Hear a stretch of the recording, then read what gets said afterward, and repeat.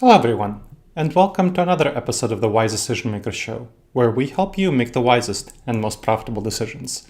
My name is Dr. Gleb Tsipursky. I'm the CEO of Disaster Avoidance Experts, the future of work consultancy that sponsors the Wise Decision Maker Show. And today we'll talk about mentoring and how it interacts with flexible schedules. Now, there has been extensive research showing that there are some serious challenges with mentoring in remote work. Employee mentoring has taken a hit as remote and hybrid work has become more popular. So, work from home research shows that on-site workers spend more time in mentoring than remote workers. So, those who come to the office spend 40 more minutes per week on mentoring, 25 more minutes per week on training, and 15 more minutes per week on professional development. And there has been other research, for example, a Fortune 500 company showing that if you are co-located with your team, the research has been in a Fortune 500 company that had two separate buildings, and that was already before the pandemic.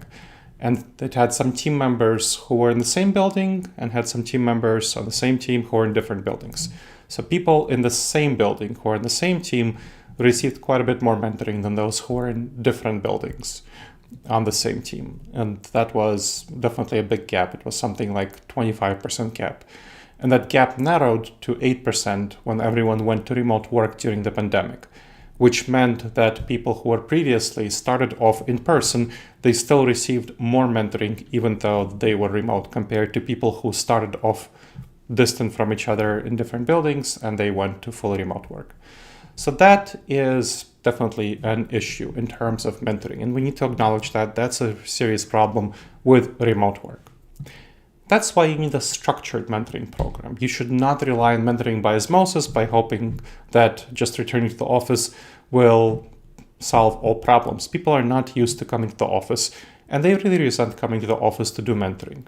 That's why the lack of a clear mentoring program is going to harm staff development, especially in flexible work arrangements, which is the future. And there's no question that hybrid work of various sorts is the future for all companies that want to succeed in the modern world, because companies that are forcing their staff back to the office 5 days a week, they're seeing huge retention challenges, engagement challenges, morale challenges, recruitment challenges. So that is not a good future for them.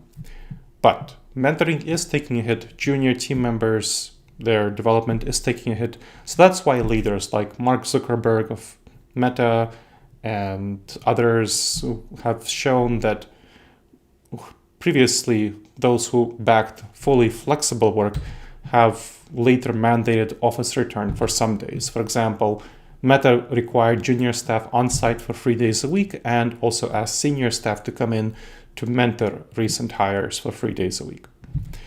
This is not a great program because that is going to, as I mentioned, cause attrition, resistance, disengagement, reduce productivity.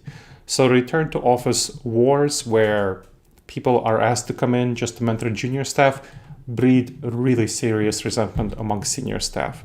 So what I've seen when I've been working with companies that try to do this is that senior staff come in, but they isolate themselves. They don't want to mentor junior staff just because their leaders are told them that, hey, you need to come in to mentor junior staff, and that's the only reason you're coming in. They have what's called psychological reactance. They really don't want to do this. So they really are not interested in it because senior leaders are telling them that the only reasons that they're forcing them to commute to work and waste hours and hours of their days per week and many thousands of dollars per year. That's not something people are happy about. So that's something that really harms their relationship with junior staff and hinders their mentoring of junior staff. So a much more effective mentoring solution is a structured program, combining a structured mentoring program, an intentional, deliberate one, with flexibility. So what does that involve? So this involves senior staff coming in. You don't have to come in more than once a week. Once a week, twice a week sometimes, but once a week is fine. I've done a lot of work, including with Fortune 500 companies, as well as middle market companies of various sorts, where senior staff coming in once a week for several hours of mentoring is fine if you structure it effectively.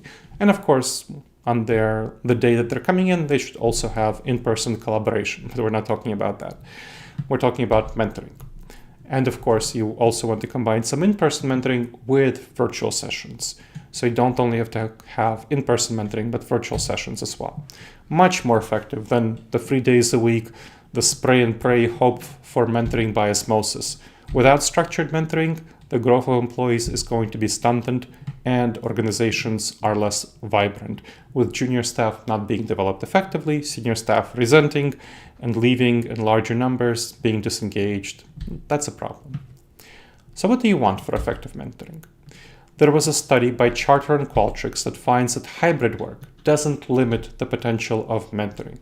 And a Harvard Business Review article reports that physical proximity is actually not essential for mentoring. What's essential are some of the things that you can get from physical proximity if you don't treat remote work effectively. You can also get them from virtual interactions if you structure them effectively. So you need things like commitment, trust, and relation quality and competence in mentoring, those 4 factors. That's what really matters quite a bit more than physical proximity. Physical proximity can help bring these about, but you could also bring them about in other ways. Although I do recommend some physical proximity, especially at the initial stages of mentoring, which really helps build up especially the trust and the relationship quality. So you want to focus on recognizing that mentoring overall relies much less on the medium, whether it's physical or virtual, than on the outcomes of commitment, trust, relationship quality, and competence. One way of getting good mentoring is individual lunch sessions, which don't have to involve people coming into the office.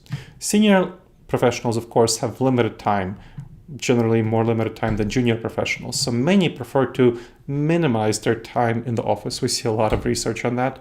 So you want to think beyond mentoring activities, in-person one-on-ones in the office. Individual lunch sessions, they don't have to require that. You can just meet at a restaurant and have lunch. You don't have to come into the office for them. Of course, many people want to have them in the office, and that's fine. But the goal is to have the individual lunch session, not to have people come to the office. Lunch sessions with senior staff are really powerful for fostering that personal bonding and vulnerability and psychological safety and trust. So I recommend having some of those in-person sessions, especially in the beginning. I've helped structure a lot of mentoring programs in terms of hybrid work, flexible work, and having those lunch sessions, especially early onward in the relationship, is very valuable. It's not necessity. You can also do virtual coffee meetings as a way of building those relationships and trust, but it takes quite a bit more virtual coffee meetings to build up the relationships and trust than in-person meetings. But of course, you can't do that.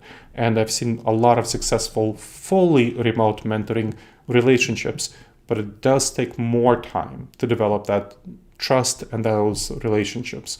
So that's something to think about. But let's go on to virtual coffee meetings, which are generally is what you'll want to move to. You'll want to have initial meetings for lunch and then move on to virtual coffee meetings to help sustain relationships between junior and senior professionals. They lower time commitment and flexibility, which makes them quite a bit more appealing. So many senior staff, of course, did move during the pandemic, but they maintain ties virtually. And thinking about quarterly retreats is a good idea. If they can come in for quarterly retreats, that's another opportunity to start their relationship with junior folks and then move on to virtual coffee meetings. So continue mentoring through those virtual meetings. But again, you can also start with fully remote virtual coffee meetings. It does take more time and effort. Now, you want to have regular mentor-mentee check-ins. They are vital for successful mentoring relationships. So the Charter and Qualtrics research shows that 51% of very successful mentors meet once a week or more, compared to 37% for somewhat successful mentors. So you want to make regular time for meetings, whether in person or virtual. But it doesn't have to be just focused solely on mentoring intensely. You can also have other forms of meetings, and I'll talk about them in a bit. But you do want to have those virtual meetings or in-person meetings once a week. One way to have these meetings, which I find quite helpful, is group lunch sessions. So group mentoring sessions. They facilitate knowledge sharing and relationship building both between the senior person and a number of junior people. So you have, let's say, one senior person and 4 junior people. And also helps build relationships between junior people themselves, which provides peer-to-peer cohort mentoring. So that is very, very helpful. Peer-to-peer mentoring, where people learn from each other and that they can reveal vulnerabilities, anxieties, which they sometimes might not feel comfortable revealing to senior people. They can reveal to people on their own levels, and they can get mentoring from each other. It makes efficient use of senior professional time, the time of senior professionals, and it allows that collective wisdom from peer-to-peer cohort mentoring from junior folks to each other to flourish. And it helps cross-pollinate ideas because different junior people will have different ideas, and they sometimes give the good ideas that senior people aren't thinking about because they have good out-of-the-box ideas that are different because they're fresher. And so that peer-based collaborative learning is going to be very valuable. And so you want to also ease the burden on senior staff if you have one senior person and 4 junior people engage in a group mentoring session. So you want to start in person, those group lunch sessions, and then you can transition to remote as trust develops to virtual coffee sessions for one senior person and several junior people at the same time.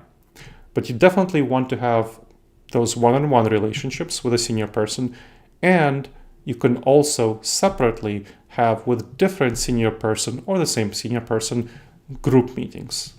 In person at first, group lunch sessions, or at the quarterly retreats where you have that group meeting and you create those bonds, and then moving on to remote meetings. And of course, it will be best to occasionally have some in-person meetings to reinforce those relationships that are cultivated and maintained remotely. Another thing that you want to think about is co-working sessions. So I said that you don't have to spend all the time that you're meeting intensely on mentoring. Another really good activity is to work next to each other. That's, again, I mentioned that the Qualtrics and study and charter study that showed that once a week check-ins are really helpful, but you can have them from co-working together, not only through one-on-one, more intense mentoring meetings, which you don't need to do more than once a month. So I recommend doing once a month the more intense one-on-one meeting, whether it's in person or remote, once a month group lunch session or group virtual coffee meeting session, and then the rest of the weeks having co-working sessions where you work on your individual tasks, but you work next to each other so that the junior people can ask senior people questions when they have questions. And of course, it also helps build the relationships because you can chat briefly and so on. But you are not wasting nearly as much time of the senior person because they are working on their tasks and the junior person is working on their tasks. So co-working sessions are great for that because they junior people and senior people gather to collaborate in a shared space. And again, you could have one-on-one meeting collaborative sessions, or you could have one to several. So again, one senior person and 4 junior people co-working next to each other. So that will, in those cases, there will generally be more questions from junior people, and senior people will end up spending somewhat more of their time answering them. But the benefit is that they get the answers and all the junior people get the answers. It's not only one junior person. So you have a lot of learning happening at the same time.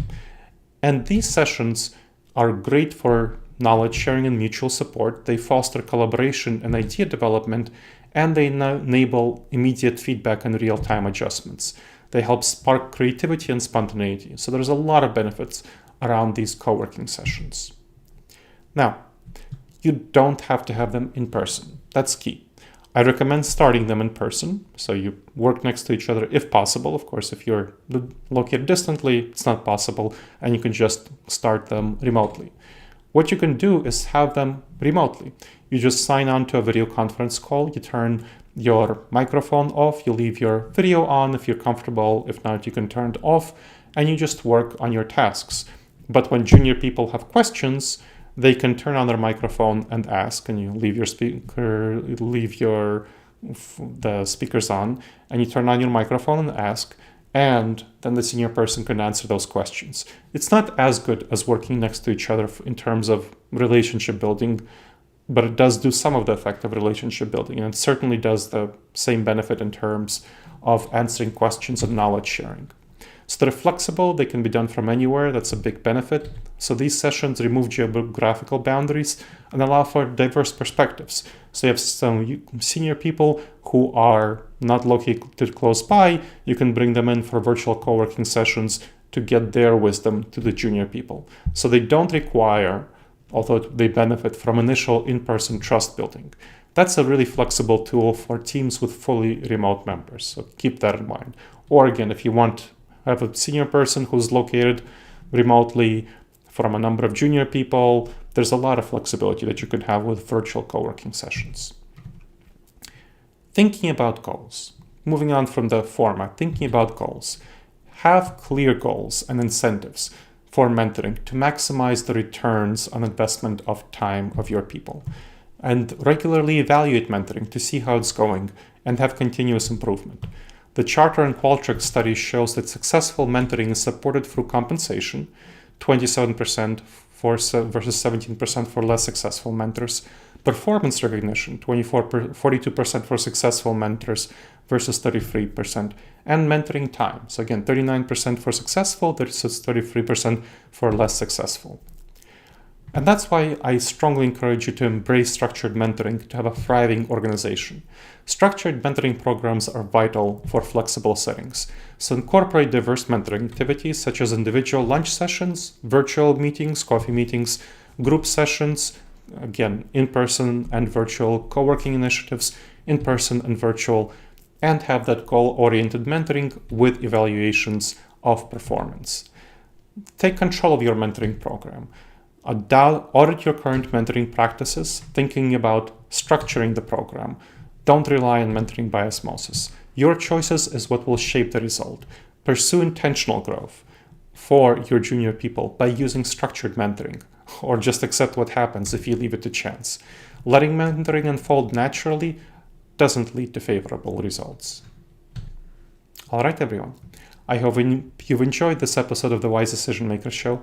Please make sure to subscribe to the show wherever you checked it out, and make sure to leave a review. It helps others discover the show, and it helps us improve the show.